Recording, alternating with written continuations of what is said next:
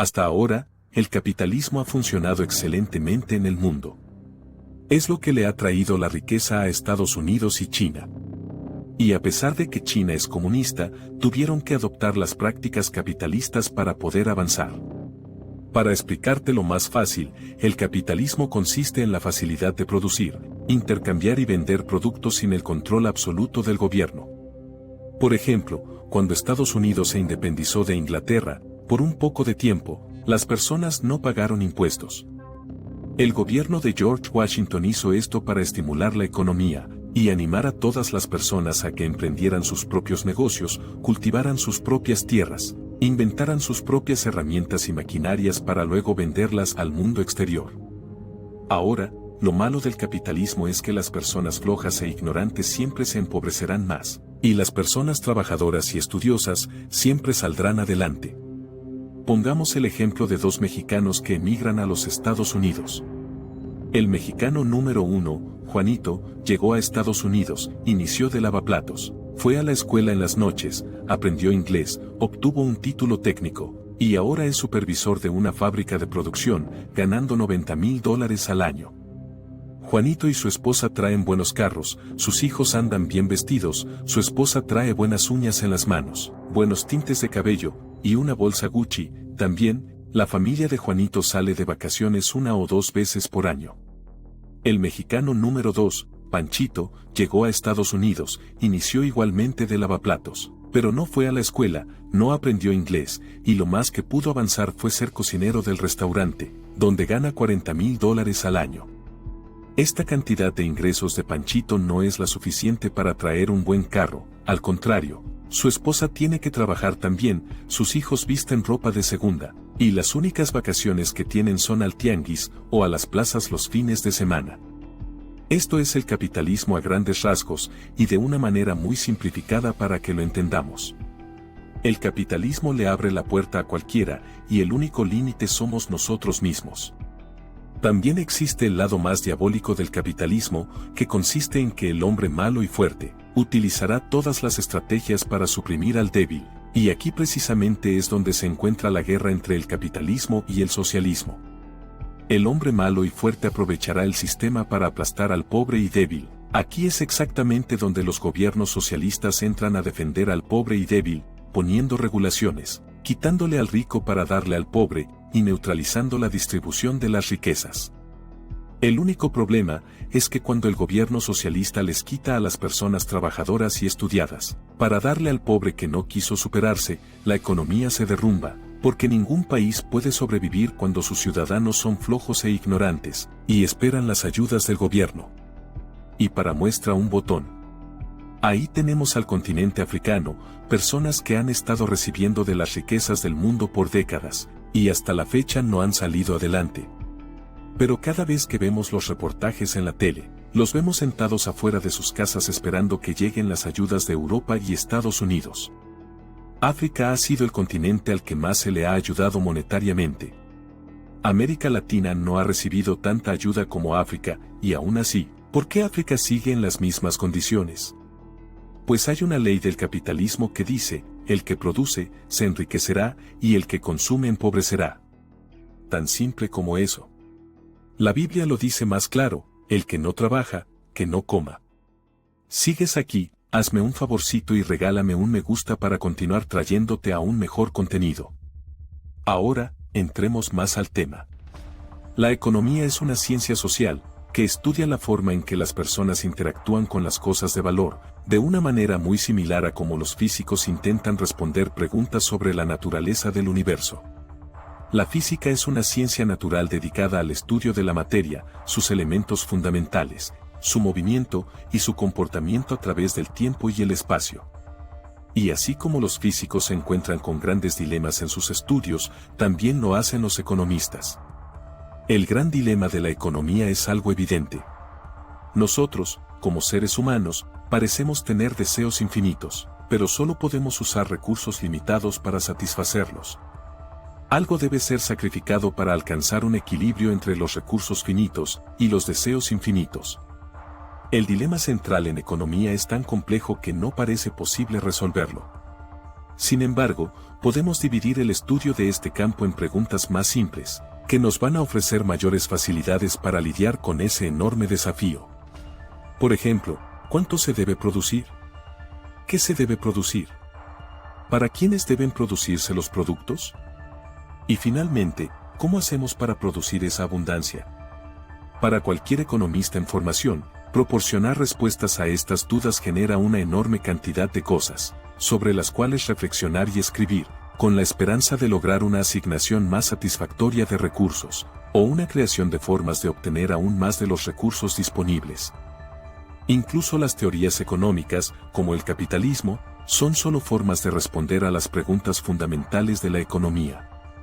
En el capitalismo, los recursos se envían hacia lo que más demanda el mercado de la manera más eficiente y rentable posible, proporcionándolos a quienes tienen los medios para comprarlos. Puede que no sea un sistema perfecto, pero ha logrado un éxito excepcional en la asignación de recursos, y en la incentivación a aprovechar dichos recursos para el beneficio de todos. No obstante, este sistema no parece tener respuestas, cuando se le pregunta qué hacer con productos o servicios que tienen un valor negativo.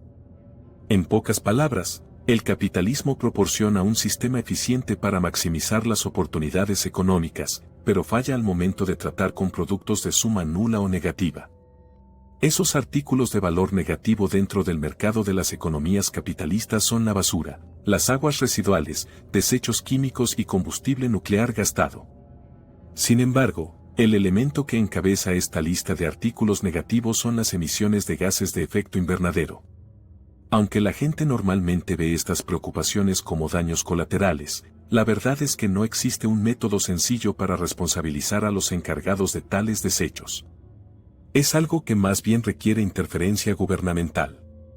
Sin embargo, uno podría considerar ir más allá de la contaminación ambiental, y comenzar a preguntar cuestiones sobre los llamados recursos humanos. El envejecimiento de la población en muchos países ha ejercido presión sobre los sistemas económicos, que están mal equipados para manejar a un gran número de personas que están incapacitadas para trabajar, y que requieren asistencia de aquellos que aún pueden. Entonces, el capitalismo sustenta a la mayoría de las economías avanzadas, y ha tenido éxito en responder algunas dudas socioeconómicas, pero se ha quedado corto cuando se enfrenta a otras. Los gobiernos de todo el mundo han ido tan lejos como para implementar la fijación de precios del carbono, o forzar ahorros para la jubilación con el fin de compensar este déficit, pero estas soluciones a menudo condujeron a crear más dificultades de las que resolvieron.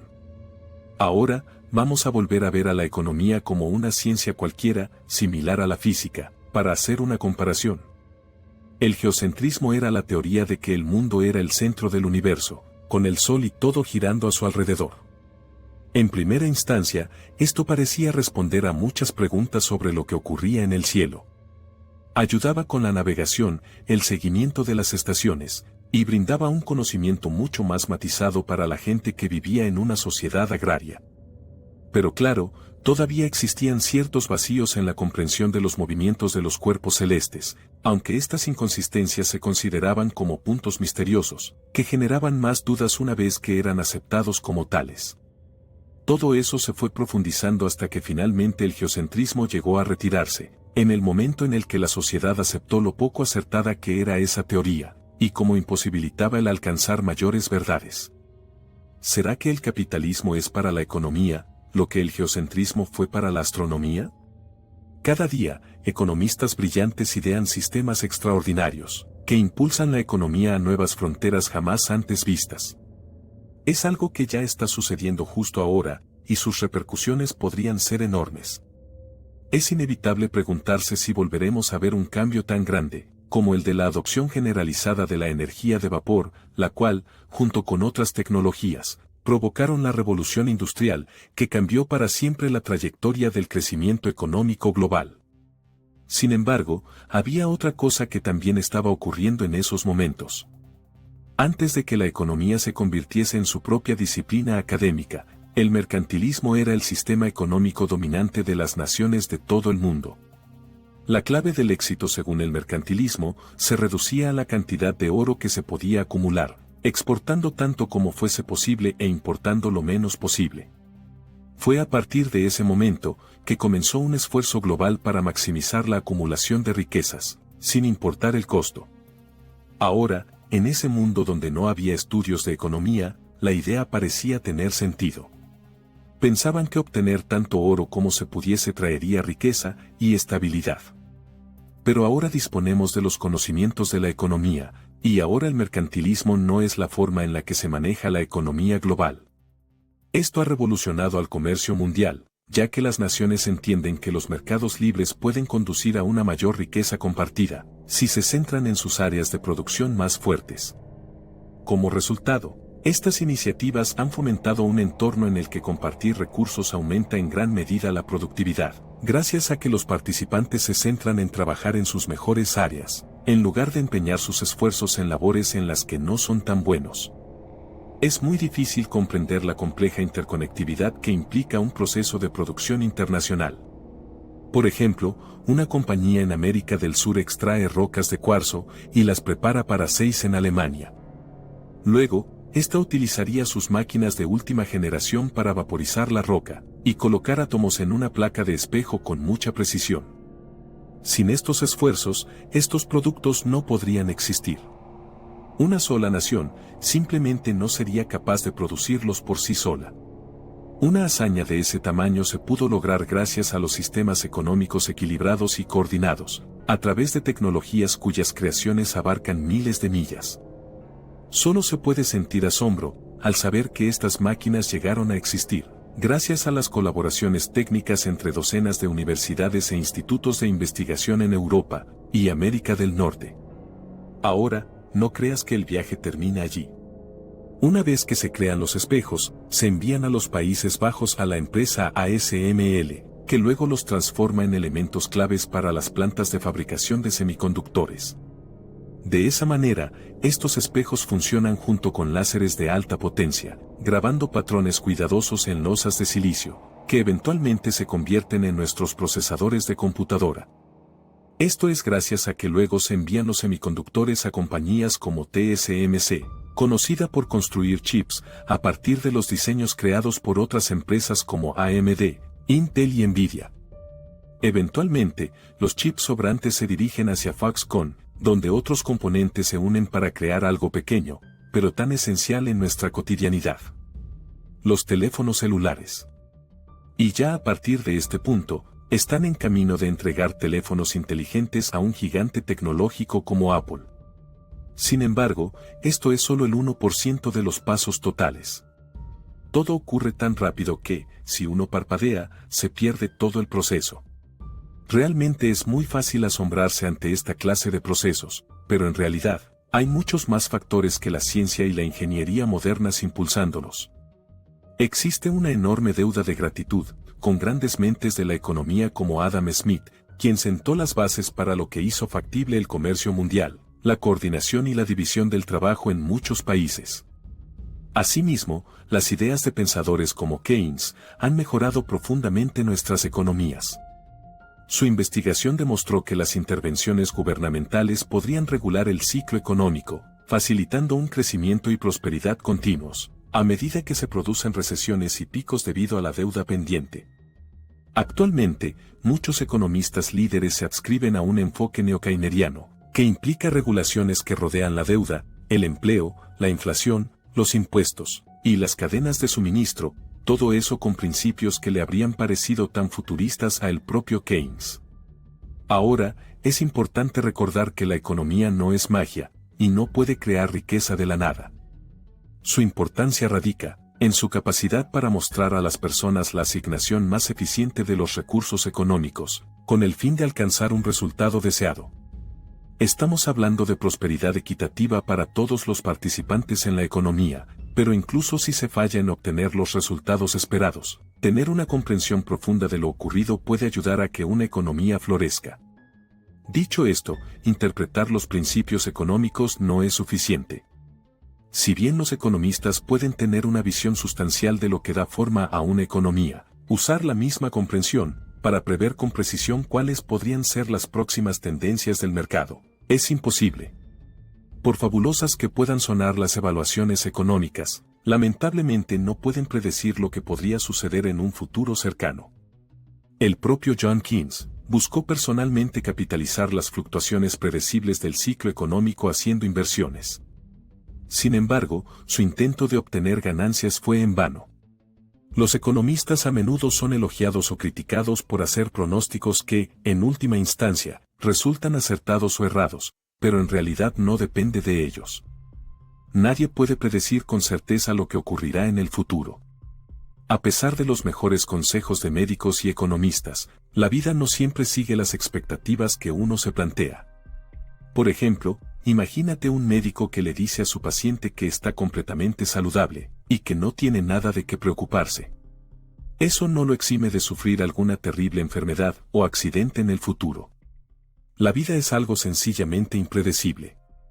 Y del mismo modo, los economistas pueden tratar de mirar todos los datos disponibles, y decir que todo parece estar en orden, pero podría ocurrir un evento que voltearía la perspectiva de las cosas.